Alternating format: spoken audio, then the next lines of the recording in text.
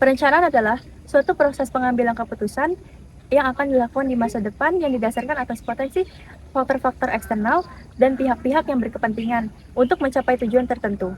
Dan juga, perencanaan menyangkut dengan fakta. Proses perencanaan atau planning adalah bagian dari daur kegiatan yang berhubungan dengan pengambilan keputusan di masa depan dalam jangka panjang ataupun jangka pendek. Proses perencanaan ini berlaku dalam berbagai macam bidang, seperti pendidikan, pemerintahan, dan juga dalam kehidupan sehari-hari untuk mencapai suatu tujuan.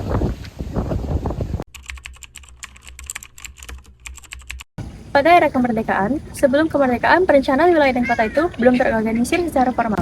Jadi, perencanaan wilayah dan kota di Indonesia itu terbagi menjadi 4 tahap. Tahap yang pertama itu sebelum kemerdekaan.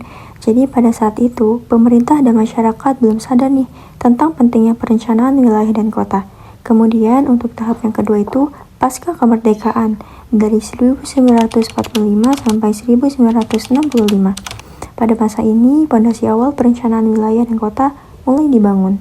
Nah, pada tahap yang ketiga ini terjadi pada masa Orde Lama, yaitu pada tahun 1966 sampai 1998.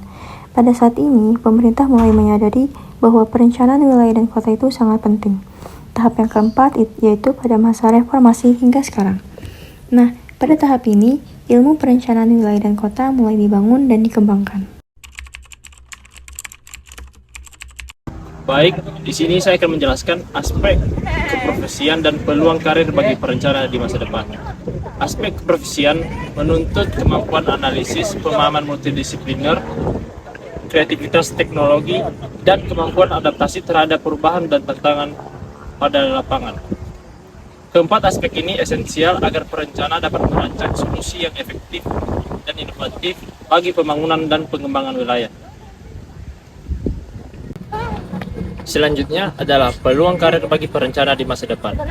Peluang karir bagi perencana di masa depan meliputi beberapa hal. Yang pertama adalah perencana wilayah dan kota yang berfokus kepada perencanaan tata ruang dan pengembangan kota. Yang kedua adalah perencanaan lingkungan yang berfokus kepada menjaga keseimbangan pembangunan dan pelestarian lingkungan. Yang ketiga adalah perencana transportasi yang berfokus kepada merancang sistem transportasi yang efisien dan efektif. Yang keempat adalah perencana bisnis yang berfokus kepada pengembangan usaha dan ekonomi. Dan yang terakhir adalah perencana sosial yang berfokus kepada mengelola aspek sosial masyarakat dalam pembangunan.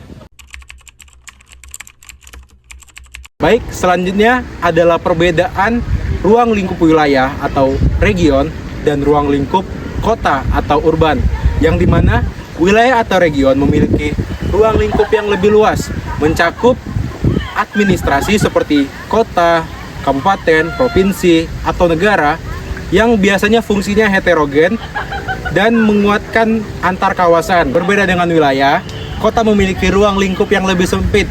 Biasanya hanya terdapat pada pemukiman-pemukiman padat yang bekerja atau sebagian manusianya bekerja pada sektor non-pertanian seperti industri dan jasa. Kota memiliki fungsi sebagai pusat pelayanan dari wilayah-wilayah sekitarnya. Intinya, kota adalah bagian fungsional spesifik yang memiliki atau yang berada di ruang lingkup yang lebih luas, seperti wilayah. Substansi kajian perencanaan wilayah membahas struktur ruang dan pola ruang pada skala besar, kawasan strategis, serta keterkaitan antara desa dan kota. Contoh produknya ialah RT RW kabupaten atau provinsi. Sedangkan substansi kajian perencanaan kota lebih detail membahas zonasi, transportasi kota, ruang terbuka hijau, utilitas dan desain lingkungan kota. Contoh produknya ialah RDTR.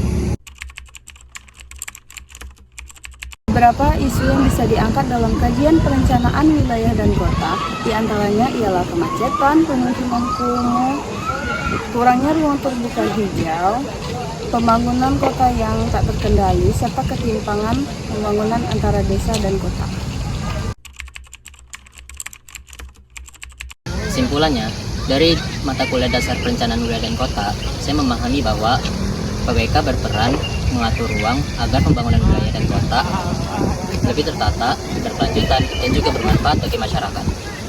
Kedepannya, saya perlu mendalami tentang analisis spasial, penggunaan GIS, mengatur tata ruang, perencanaan transportasi, perumahan, serta pemahaman isu lingkungan, dan juga pembangunan berkelanjutan.